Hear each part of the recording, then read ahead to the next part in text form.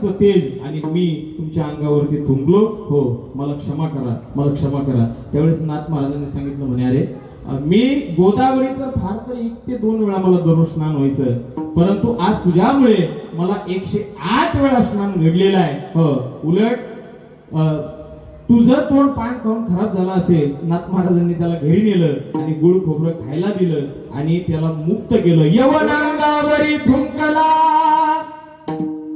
प्रसाद देवोनी मुक्त केला.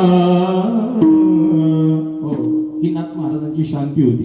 हो, त्यानंतर नाथ महाराजांचा अधिकार आपण जर पाहिला तर नाथ महाराजांच्या गळी भगवान परमात्म्याने स्वतः 36 वर्ष त्या ठिकाणी काम केलेलं आहे. कावडीने पाणी लागले चक्रपाणी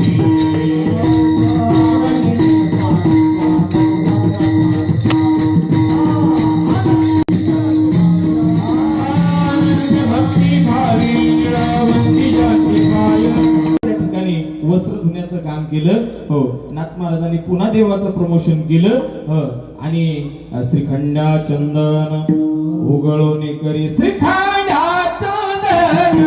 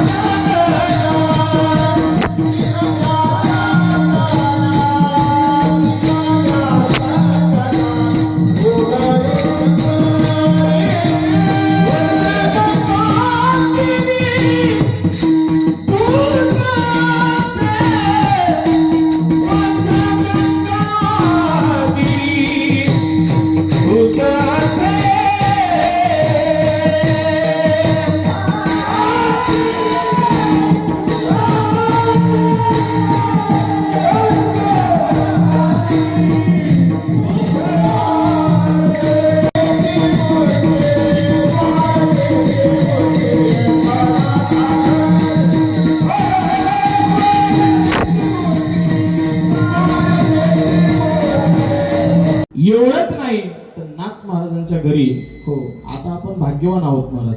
हो, पूर्वीच्या काळामध्ये आता जे आपण कीर्तनाला भजनाला येतो ही भाऊबाबांची कृपा आहे, ठीक आहे नाही. काय सांगू आता संतांचे उपकार, कशी कृपा आहे त्या काळाचा विषय बरं का. हो, आणि मग बाबा त्या ठिकाणी म्हणायचे की कीर्तनासाठी आपल्याला मृदंग लागेल.